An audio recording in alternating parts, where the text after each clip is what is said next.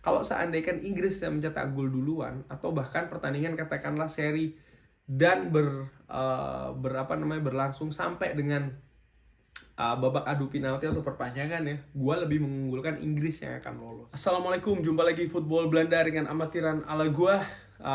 Barusan selesai ya semifinal yang kedua antara England melawan Denmark, 2-1 ya. Inggris akhirnya lolos. Pertandingan cukup seru sih ya. Ya, ada beberapa waktu yang menurut gue dengan amatiran sedikit membosankan ya. Tapi overall pertandingannya cukup seru lah. Walaupun sih kalau menurut gue ya masih lebih seru yang kemarin ya. Tapi yang tadi juga lumayan lah ya. Lumayan ketat maksud gue.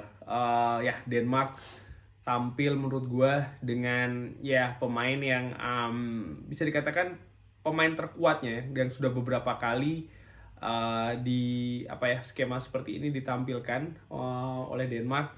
Dan menurut gue dengan amatiran kaget sebenarnya ya bagaimana Denmark ini dari awal langsung mengajak Inggris ini bermain dengan tempo tinggi ya. Dan menurut gue ini cukup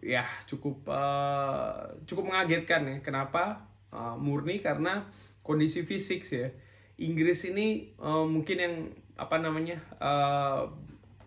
kita tahu bahwasanya Inggris ini kan tuan rumah ya. Artinya group stage mereka main di London semua.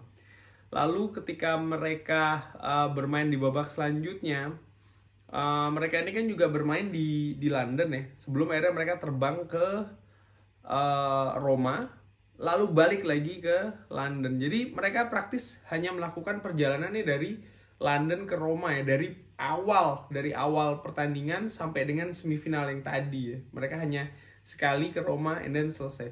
Sementara Denmark, mereka harus bermain, betul mereka bermain di Copenhagen, tapi setelahnya mereka harus terbang ke Amsterdam, setelahnya mereka harus terbang ke tempat yang cukup jauh kalau menurut gue ya, di Baku. Lalu gue lupa nih, setelahnya mereka ini harus terbang. Gue jadi penasaran ini ya, coba gue lihat. Setelah mereka ini menang di Baku, lalu mereka harus ke Copenhagen lagi,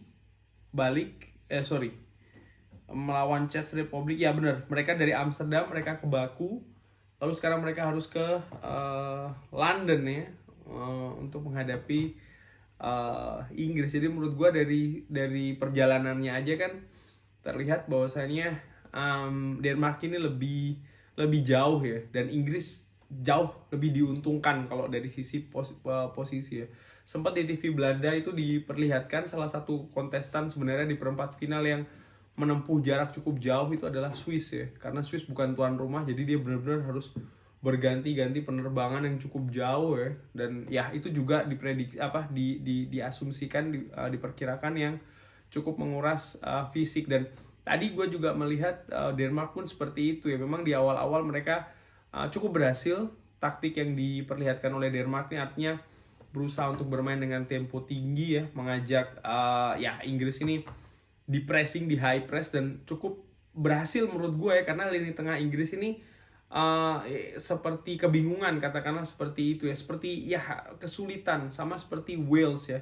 Cuman tadi ketika melihat, gue sebenarnya merasa oke, ini memang bagus skema yang ditampilkan oleh Denmark, tapi seberapa lama Denmark mampu mempertahankan tempo determinasi seperti ini ya. Karena again, gue waktu menyaksikan langsung di Amsterdam melawan Wales itu kan baru babak pertama knockout katakannya, dan ini kan setelah berapa babak katakanlah ya, dan ya belum lagi perjalanan tadi yang gue bilang tadi. Jadi fisik itu tidak bisa dibohongi, dan di babak kedua itu ya sangat terlihat sih menurut gue. Dan tadi di perpanjangan babak kedua menurut gue tuh sudah habis Denmark, yang tadinya gue prediksi mereka akan keluar menyerang bermain dengan mereka sudah tidak bisa, karena memang ya belum lagi kalau dilihat berapa banyak pemain Denmark yang harus digantikan karena cedera ya.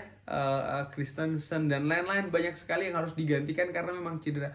Artinya kondisi fisik tidak bisa dipungkiri ya. Dan ini menurut gue salah satu faktor besar yang so far menguntungkan Inggris, dan cukup terlihat di pertandingan tadi ya, dimana setelah Denmark unggul dulu menurut gue melalui gol free kick yang cukup bagus ya. Itu gol pertama kali yang diderita Inggris di turnamen ini, dan golnya pun juga lewat bola mati ya. Jadi pertahanan Inggris ini menurut gue cukup kuat, cukup baik ya.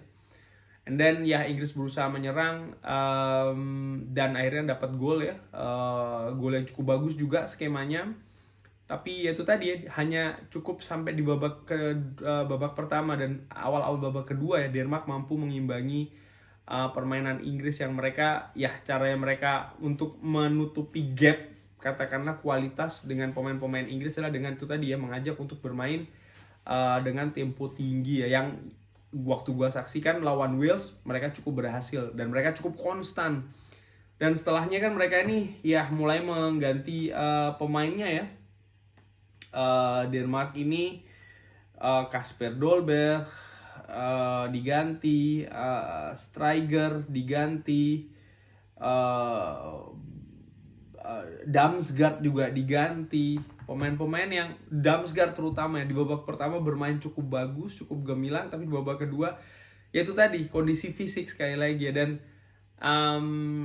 ya ini sih menurut gua apa ya, konsekuensi lah ya dari permainan yang ditampilkan oleh Denmark. Tempo tinggi, pressing tinggi hampir di sepanjang pertandingan yang mereka lalui ya, yang gua saksikan. Penyisian grup begitu, melawan Wales juga begitu, melawan Ceko mereka coba menurunkan tempo di babak pertama, babak kedua mereka naikkan lagi. Sementara lawan Inggris justru dari awal mereka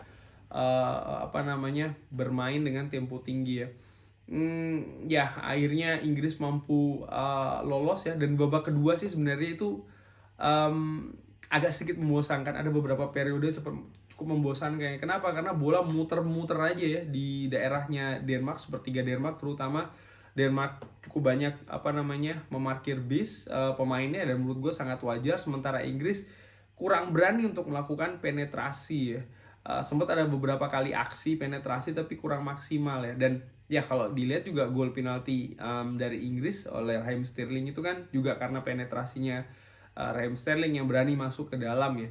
Apakah itu penalti itu tidak, debatable, tapi kalau menurut gua ringan amatiran ya itu harusnya penalti ya, karena ada sentuhan sedikit, dan menurut gua sentuhan sedikit itu sudah cukup untuk dihitung pelanggaran terutama di kotak penalti ya. Ya setelahnya sih menurut gue, setelah gol tadi gue juga berpikir agak sulit bagi Denmark ya. Memang betul gue prediksi kan Denmark akan lolos kalau seandainya kan bisa mencetak gol dulu. Denmark mencetak gol dulu, tapi itu tadi ya ada faktor yang mereka tidak bisa menjaga katakanlah ya. Kalau mereka bisa menjaga keunggulan 1-0 tadi itu artinya ya mereka bisa konstan ya tampil setidaknya ketika mereka seperti ketika mereka menghadapi Wales. Mungkin ceritanya agak akan lain ya, tapi itu tadi terlihat jelas kalau menurut gue ringan amatiran ada penurunan kondisi fisik ya, terutama itu tadi di babak kedua. Dan ya kualitas pemain yang dimainkan juga menurut gue ada gap ya, yang bermain babak pertama dan babak kedua. Braithwaite itu menurut gue Martin Braithwaite ini bener-bener apa ya katakanlah salah satu kartu mati di depan ya. Kasper Dolberg yang menurut gue tampil bagus tapi harus ditarik.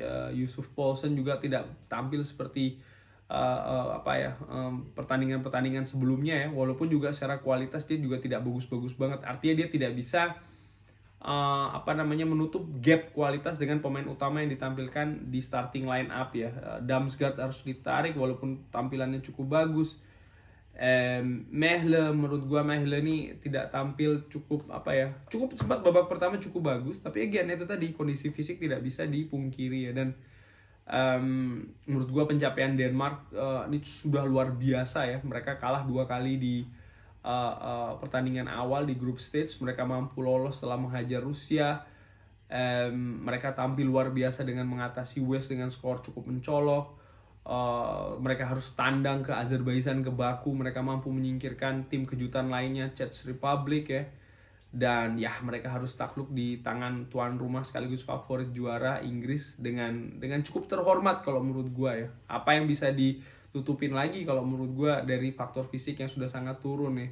Gua teringat tahun 2002 Korea Selatan mampu tampil dengan ya speed tinggi, high press, determinasi tinggi tuh setelah mereka kurang lebih 2 bahkan 3 bulan ditempa fisiknya oleh Guus Hiddink pada saat itu ya. Dan ya Denmark ini kan tidak bisa melakukannya karena itu tadi ya, tipe tim, tipe asosiasi dan tipe latihannya kan berbeda ya. Dan menurut gue ya cukup bagus lah, cukup luar biasa bahkan. Selamat untuk Denmark yang bisa tampil sejauh ini, finish di 4 besar ya katakanlah dari pagelaran Piala Eropa 2020 ini ya.